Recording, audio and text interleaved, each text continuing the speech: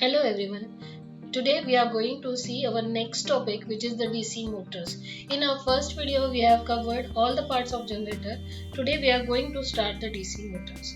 So starting with the working principle of DC motor. Now you can see this diagram. It is explaining the working principle of the DC motor. Motor means what? We have to give the input as a electrical energy, and that can be get converted into mechanical energy. So how our electrical energies get converted into mechanical energy, it can be explained with the help of working principle. And the working principle can be stated as when a current carrying conductor is placed in a magnetic field, a force is exerted on the conductor. What is the meaning of it? We can explain it with the help of this diagram. Now you can see these are the armature conductors and these are the fields. We are just considering only single armature conductor for the explanation. Now you can see that we are giving the supply input energy through the armature conductor, which is given by this red color. Now the field is already there, field winding and armature winding. These two windings are there. Field winding creates the magnetic field, and that armature conductor carries the armature current, will produce its own magnetic field around it. So actually there are two magnetic fields, main field and the magnetic field produced by the armature current. So these two currents or these two magnetic fields interact with each other, and a force is get exerted on the armature conductor is nothing but the torque. So this force, you can see it is get exerted on the armature conductor. So we know that there are a lot of conductors over the armature. So every conductor will experience a force in a unidirection and torque will get produced, and because of the torque motor starts running or the motor starts rotating, and in this way our electrical energy is get converted into mechanical energy. Now this force which is exerted on the armature conductor can be given by the formula BIL or ILB. B is nothing but the magnetic flux density, L is nothing but the length of the conductor, and I is nothing but the current through the armature. Now the direction of the force in the DC motor can be given by the Fleming's left hand rule. We have already seen the Fleming's right hand rule. For direction of the EMF induced in the generator, we use the Fleming's right hand rule, and for direction of force in a DC motor, we use the Fleming's left hand rule.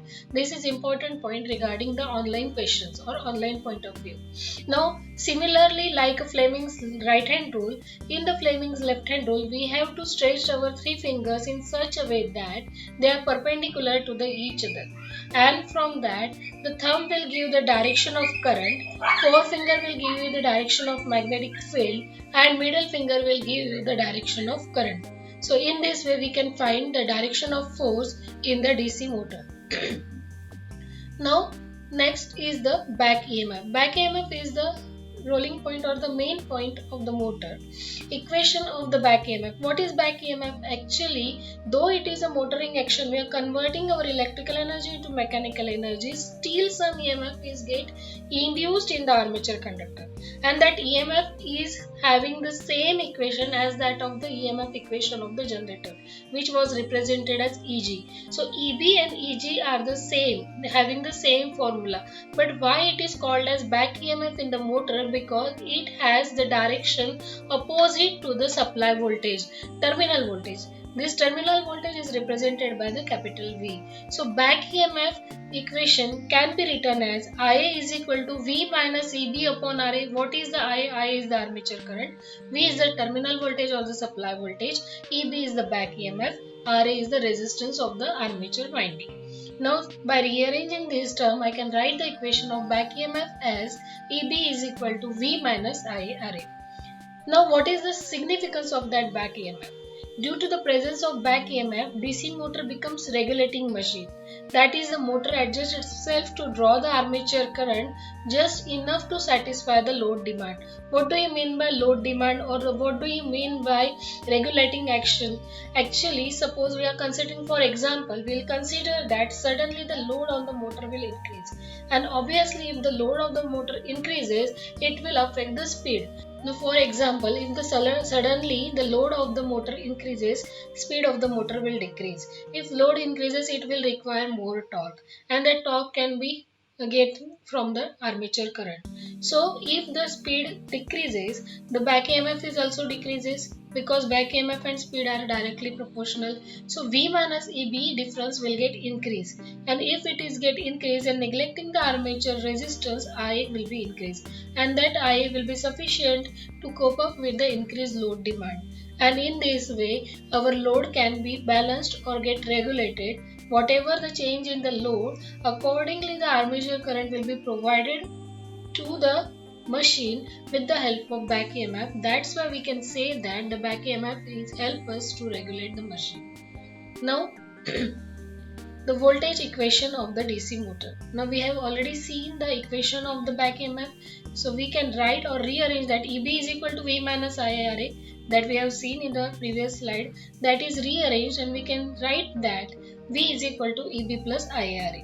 Now if we multiply both the sides in the above equation by armature current, I can get the equation V into I is equal to EB into I plus IA square RA. If you observe this equation, you can find that V into I is nothing but the power.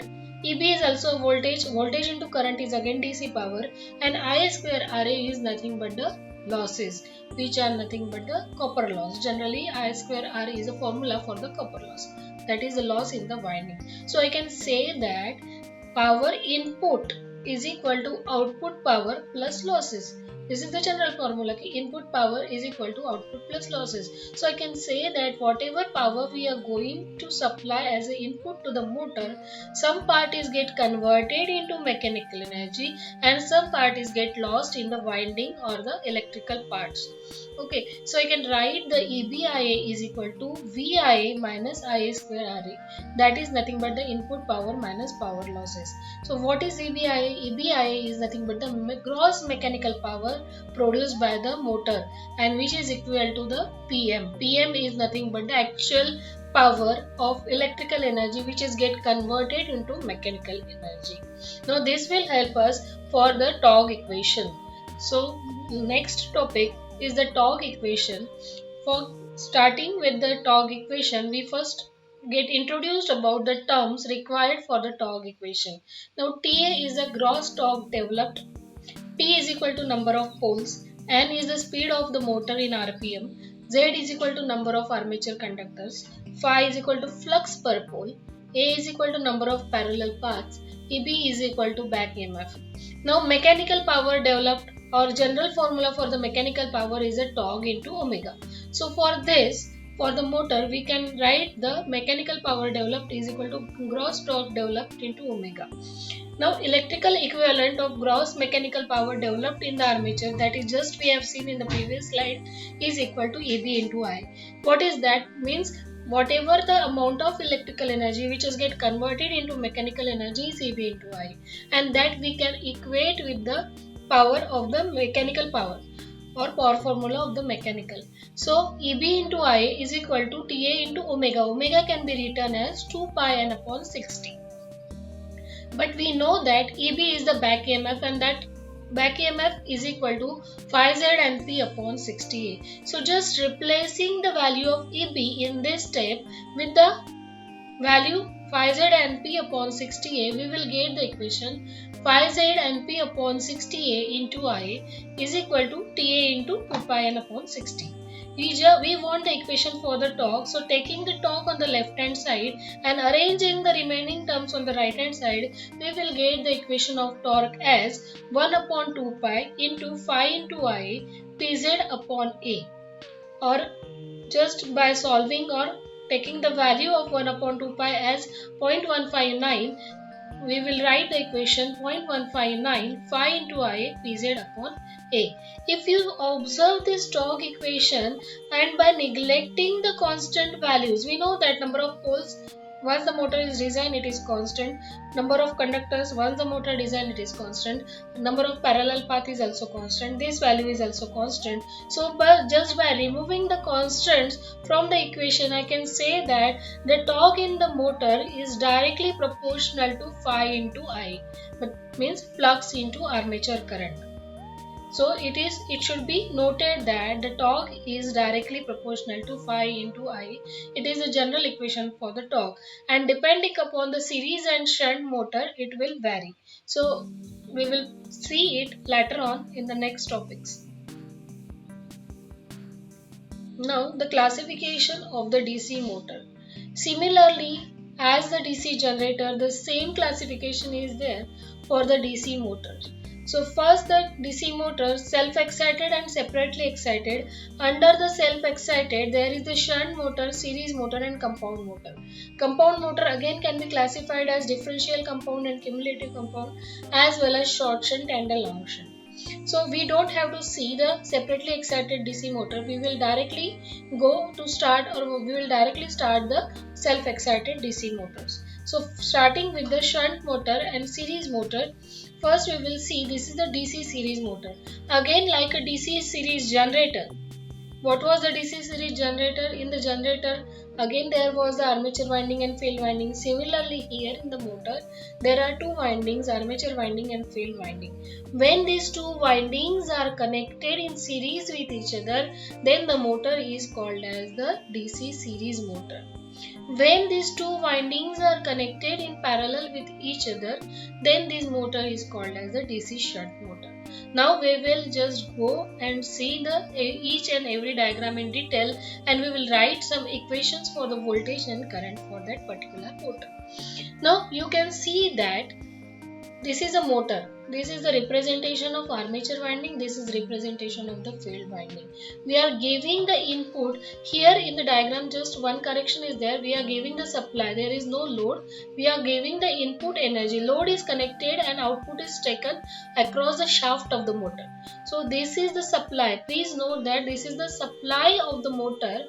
We are giving the current or the supply, and you can see the direction of current. The current is going inside the armature through the series field winding.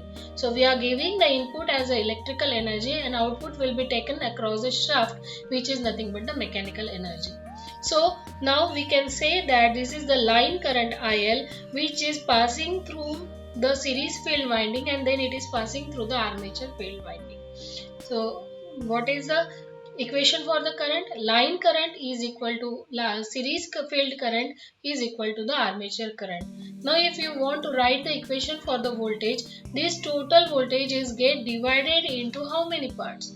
V is equal to back EMF is there in the armature, so it is EB. There is drop in the armature, IaRa, plus ISC RAC. ISC RAC is the drop in the field winding, plus V brush. What is this V brush? V brush is the drop of voltage across the brushes. Generally it is a negligible, but if it is mentioned in the numerical, you have to consider it, otherwise neglect it. Now for the series motor, one more thing that you have to note, that flux phi are directly proportional to the series field current as well as the armature current, because the same current is flowing in the line, in the field and in the armature. So you should note that the phi is directly proportional to ISC, and it is directly proportional to I. It will require us for solving the numericals. So you will get it more clear in the numerical. But for time being, you just remember that the armature current and series field current are the same, and they are directly proportional to the flux. Now the next is DC shunt motor. As I have already told, shunt means parallel. Both the windings are connected in the parallel. So when we give the supply, that current is come at this junction, and it get divided into armature current and the field current. So I can write the equation of the line current as IL is equal to IA plus ISH. So you can see this is the current equation. Now what is the ISH? ISH is current passing through the field winding. Terminal voltage across the ISH is equal to across the field is equal to V. So I can write for the ISH V upon RSH. We cannot take it as EB upon RSH. Please note that, because there is again IRA drop. So I cannot take EB upon RSH for calculating the value of ISH. You must know that thing for solving the numerical. In many numerical, we require to find out ISH first, and for finding out ISH, always the formula you should use is V upon RSH. Now the terminal voltage again. So V is equal to, what are the drops across this circuit? First back EMF plus armature drop, and then V brush. V brush is also negligible, so if it is given in the numerical, use it, otherwise neglect it.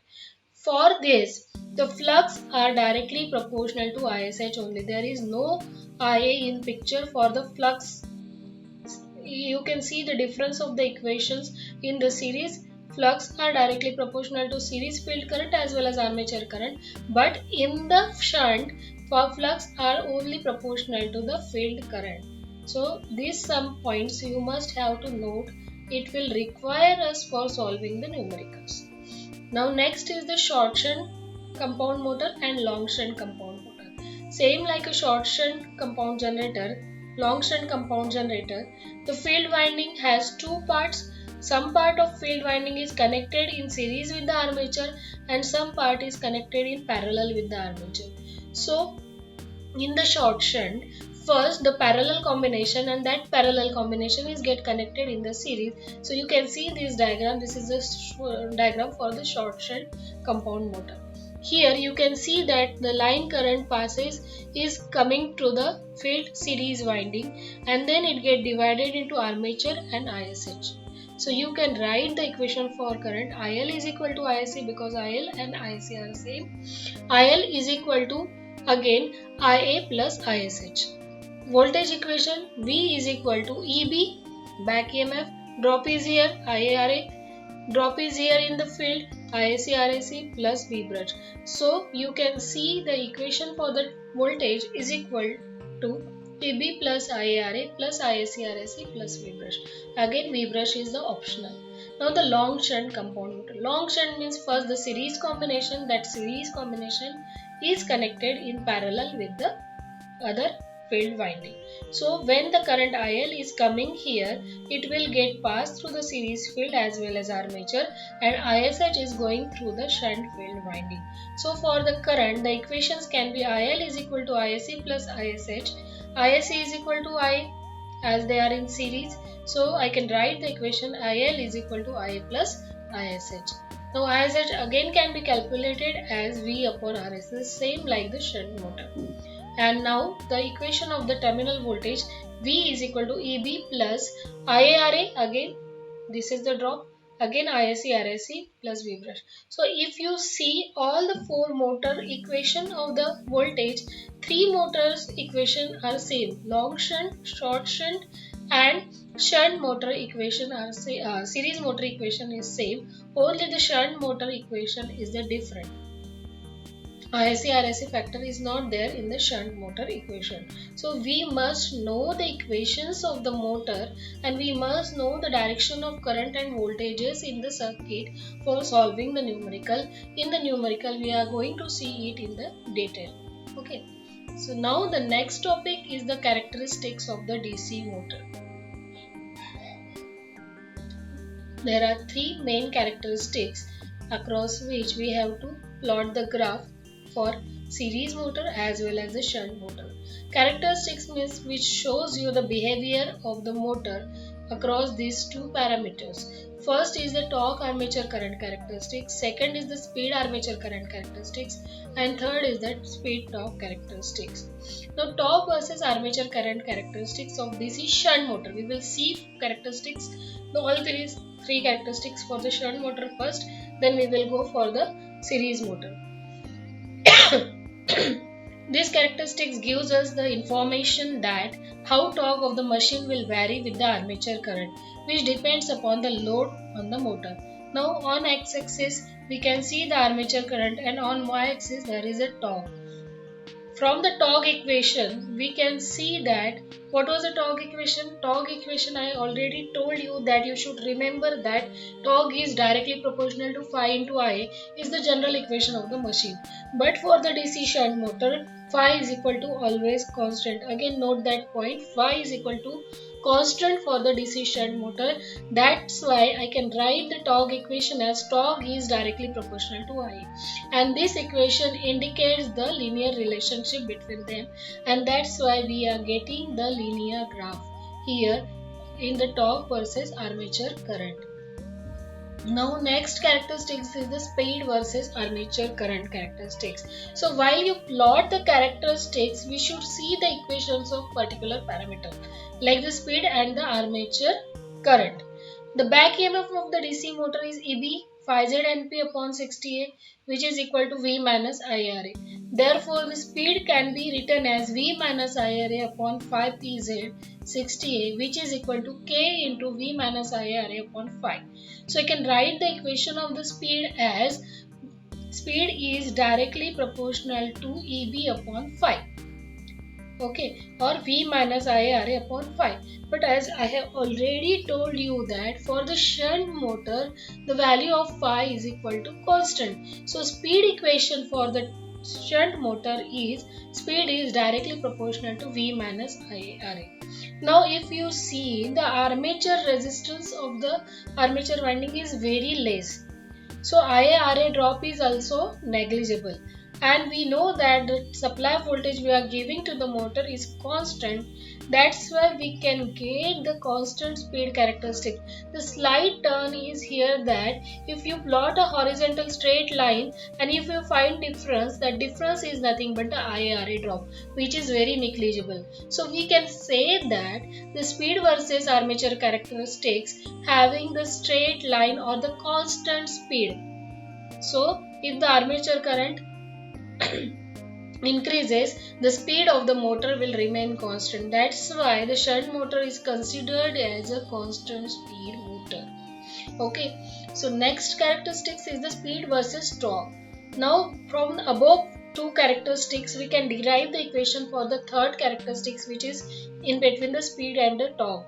From the above two characteristics, DC shunt motor, the torque developed and speed at various armature current of DC shunt motor may be noted. If these values are plotted, the graph representing the variation of the speed with the torque developed is obtained. And this curve resembles the speed versus current characteristics, as the torque is directly proportional to the armature current.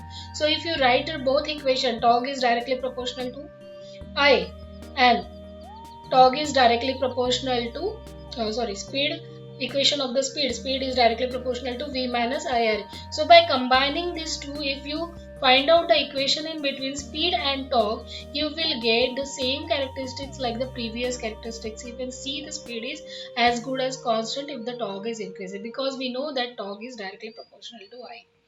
So these are the three main characteristics related with the DC shunt motor. Now we will go for the series motor characteristics. Series motor, again across the same parameter we have to draw the characteristics. So first characteristics again is the torque versus armature current. Now torque developed in any DC motor, general formula, that is already I have told you 2-3 times, torque is directly proportional to phi into I. In case of shunt motor, phi was constant, so torque is directly proportional to I and we got the linear relationship. But in case of DC motor, as the field current is equal to the armature current, and for the small value of IA, phi is directly proportional to IA.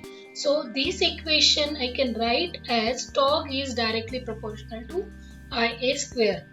So when IA is large, the phi remains constant due to saturation, and thus torque is directly proportional to the armature current for large value of IA. But for the small value of IA, we can consider this equation, torque is directly proportional to I square, and with the help of this equation we can plot the characteristics of the motor. So the characteristics can be divided into two parts. First, it is torque is directly proportional to I square, and when the value of I increases, it will show you the linear characteristics. So torque is directly proportional to I square up to certain value of I, and after that value of I, it will be directly proportional to torque. So this is nothing but the torque versus armature current characteristics. These characteristics begin to raise parabolically at the low value of armature current, and when saturation is reached, this is the point of saturation. So after the saturation point, it will become a straight line as shown in the figure. So this is the first characteristics of DC series motor. Now the second one. Second characteristics is the speed versus the armature current. Characteristics of DC series motor. Now whenever we want to plot a characteristics across any two parameters of the motor, we must write the equation of that motor. Again, it is a speed versus armature current. So I should get the equation in terms of speed and armature current. We have already seen the same equation in the previous slide. N is equal to K into V minus IRA upon phi. But in the previous shunt motor, we have taken it as a constant because it was a property of shunt motor, but here we cannot. So when supply voltage V is kept constant, speed of the motor will be inversely proportional to the flux. Yeah, whenever these values are constant, we can say that speed is inversely proportional to flux. In DC series motor, field excitation or field exciting current is equal to the armature current, which is nothing but the load current. Therefore, at light load, when saturation is not attained, flux will be proportional to the armature current and hence speed will be inversely proportional to the armature current. Hence the speed and armature current characteristics is hyperbolic curve up to the saturation. As the load increases, armature current increases and field gets saturated. Once the field gets saturated, flux will become constant irrespective of increases in the armature current. Therefore, at heavy load, the speed of the DC series motor remains constant. So up to certain point, the speed get vary. After the saturation point, it will become constant. So you can see the characteristics or the nature of the graph of the speed versus armature current for the DC series motor. Now next is the speed versus torque. Characteristics of DC series motor, speed versus torque. Now the speed versus torque characteristics of DC series motor will be similar to the speed versus armature current characteristics. It will be the rectangular hyperbola as shown in the figure. But this nature of the curve again can be obtained with the help of first two characteristics. If you combine the equations of the first two characteristics and you will find out the equation for speed and torque, you will find that speed is directly proportional, inversely proportional to the under root of torque. Speed is inversely proportional to under root of torque is nothing but this nature of the curve. Okay, so up to this point we have seen the characteristics of motor. So here the PPT showing that the natures of these three characteristics for DC shunt motor, and this is for the DC series motor. Now the next characteristics is the characteristics for DC compound motor. Theory point of view, it is not that much important, but you just know the nature of the curve for the DC compound motor. So there are two characteristics you can see: torque versus armature current and speed versus armature current. So this graph is showing it for the differential compound and it is showing it for the cumulative compound. Again, for the next characteristic, speed and armature, speed versus armature current, you can see this is the nature of the curve for the cumulative compound, and differential compound, this is the nature. So it is related with the rated speed of the motor. Now the next is the applications. The DC shunt motor mainly used in the blowers and fans, centrifugal and reciprocating pumps, lathe machine, machine tools, milling machines and drilling machines. So you can see the maximum practical applications are where we require the constant speed of the machine. So DC shunt motor applications are here. Similarly, for the series motor, the applications are in the series motor we are require the high starting torque, and wherever the high starting torque requires, we are using the series motor like cranes, hoist, elevators, trolleys, conveyors, electric locomotives. Series motor. In the series motor, cranes, hoist, elevators, trolleys, conveyors, electric locomotives, wherever the high starting torque required, series motor application is there. Now the compound motor, in the compound motor, differential compound motor practically is not usable. So we have to just go for the cumulative compound motor.